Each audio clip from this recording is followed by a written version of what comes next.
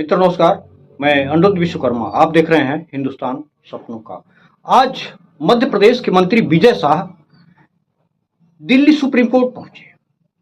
इसलिए पहुंचे कि कल मध्य प्रदेश के जबलपुर हाई कोर्ट ने उनके ऊपर मुकदमा पंजीकृत करने का आदेश दिया था। उनके ऊपर मुकदमा भी पंजीकृत कर दिया गया। मुकदमा गंभीर धाराओं में पंजीकृत किया गया है। ऐसी धाराएं हैं जिससे विजय शाह को आजीवन कारावास हो सकती है। उसी के खिलाफ आज वह दिल्ली सुप्रीम कोर्ट पहुंचे। सुप्रीम कोर्ट में भी उनको फटकार लगाई है।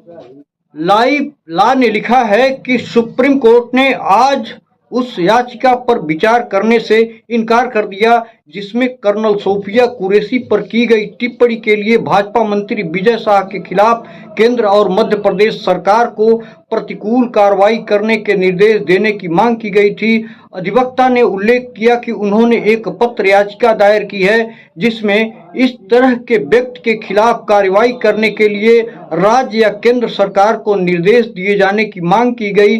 सीजीआई BR गवई और जस्टिस AG मसीह की पीठ ने पत्र याचिका पर विचार करने से इनकार कर दिया क्योंकि इस मामले की सुनवाई पहले से ही मध्य प्रदेश उच्च न्यायालय द्वारा की जा रही है।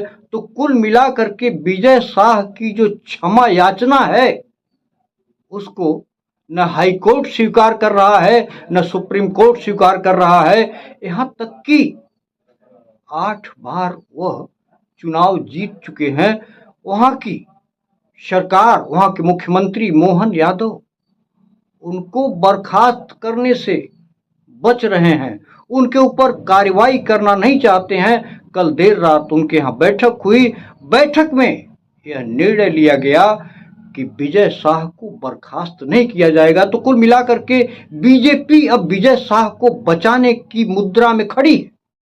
जिस जनप्रतिनिधि में आपराधिक गुण नहीं है वह जनप्रतिनिधि कहाने के काबिल नहीं है। 75% आपराधिक प्रवृत्ति के लोग ही चुन करके भेजे जा रहे हैं। जनता ही चुन करके भेजती है और राजनीतिक दल उनको टिकट देते हैं। यूपी के कानपुर में बजट को लेकर बैठक चल रहा था। बैठक में सभासदों ने हंगामा किया। सभासद कई तरह की धमकी दिए। सभासद नगर पालिका के बाबू को जम करके पीट दिए। राहुल गांधी आज बिहार के दौरे पर और बिहार के दरभंगा में पहुंचे तो वहां का जिला प्रशासन उनको आगे जाने की अनुमति नहीं दी। दरभंगा के अंबेडकर छात्रावास के छात्रों से राहुल गांधी मिलना चाहते थे, लेकिन राहुल गांधी को वहां का जिला प्रशासन जाने से रोक रहा था। तस्वीरों को ठीक से देख लीजिए कि किस तरह से राहुल गांधी को वहां के पुलिसकर्मी रोक रहे हैं, वहां जाने से मना कर रहे हैं। लेकिन राहुल गांधी किस तरह से वहां पैदल ही जाना शुरू कर दिए हैं। अपनी गाड़ी से उतर करके पैदल जब जाना शुरू कर दिए तो सुरक्षा कर्मी जो वहां के जिला प्रशासन की व्यवस्थापक और सुरक्षा कर्मी थे परेशान हो गए। अंतोगत्वा राहुल गांधी अंबेडकर छात्रावास में गए और वहां छात्रों को संबोधित किया और यह भी कहा हम कौन सा प्रश्न सदन में उठाएं, आप हमको बताइए। छात्रों से पूरी तरह से उन्होंने संवाद किया और छात्रों ने एडवाइस किया इस तरह के प्रश्न आप सदन में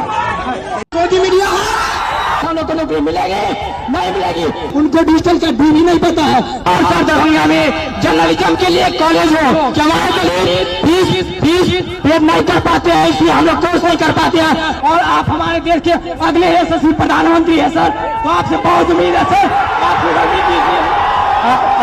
आपके साइड से, आप सबके साइड से लोकसभा में मैं कौन सा मुद्दा उठाऊं? आप में से कोई बोलना चाहता है? आ जाओ। बिहार में जब राहुल गांधी पहुंचे तो उनको वहां का जिला प्रशासन पूरी तरह से रोकने की कोशिश किया।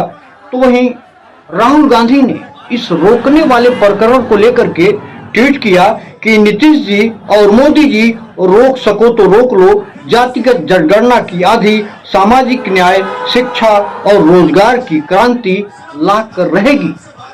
दूसरा ट्वीट उन्होंने किया कि मैंने संसद में कहा था मोदी जी को जातिगत जनगणना करवानी ही पड़ेगी। अब बिहार की इस क्रांतिकारी धरती से कह रहा हूं, शिक्षा और न्याय के लिए हम ये 3 काम करेंगे। पहला, प्रभावी और पारदर्शी जाति जनगणना। दूसरा, प्राइवेट शिक्षा संस्थानों में आरक्षण। तीसरा, SC ST सब प्लान सख्ती से लागू हो। इनके लिए हम सड़क से लेकर के संसद तक लड़ेंगे और हर हाल में 100% करके दिखाएंगे। और जब तक मैं बता रहा हूं, जैसे मैं यहां आया हूं ना, रोक नहीं पाए, वैसे ही नहीं रोक पाएंगे जब तक इन्होंने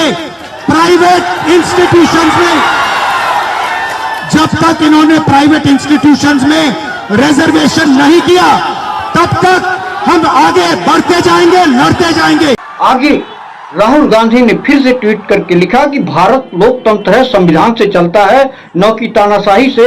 हमें सामाजिक न्याय और शिक्षा के लिए आवाज उठाने से कोई रोक नहीं सकता। एक बड़ी खबर यूपी के संभल से आ रही है, जहां राजस्व संबंधी विवाद पैदा हो गया। उसके बाद लेखपाल, कानगो SDM से लेकर के तमाम लोग इसमें 420 करते नजर आए। दैनिक भास्कर के पत्रकार हैं सचिन गुप्ता, उन्होंने लिखा है कि यूपी के जिला संभल में 326 बीघा सरकारी जमीन 55 लोगों के नाम आवंटित कर दी गई। चकबंदी विभाग ने जब 55 लोगों का सत्यापन किया तो किसी का भी नाम पता वेरीफाइड नहीं हुआ। विभागीय जांच शुरू हुई तो तहसील से इस जमीन से जुड़े डॉक्यूमेंट्स ही गायब कर दिए गए। सोच लीजिए, डॉक्यूमेंट जब गायब कर दिए जाते हैं तो परेशानी किसको होती है और बचता कौन है। 58 लाभार्थियों और 9 चकबंदी अधिकारियों कर्मचारियों पर साल 2018 में संभल में FIR हुई। 7 साल तक चली पुलिस जांच के दौरान इस केस से जुड़े चकबंदी के 4 आरोपियों की मृत्यु हो गई। आज संभल पुलिस ने लेखपाल कालीचरण व मोरध्वज बाबू रामअवतार और चपरासी राम निवास को गिरफ्तार किया है। एक आरोपी वांटेड है। तो आप अंदाजा लगा सकते हैं किस तरह से राजस्व विभाग में गड़बड़ियां फैलाई जा रही हैं, किस तरह से घोटाले हो रहे हैं। मित्र, इसी से अपनी बात समाप्त करता हूं। नमस्कार, जय हिंद।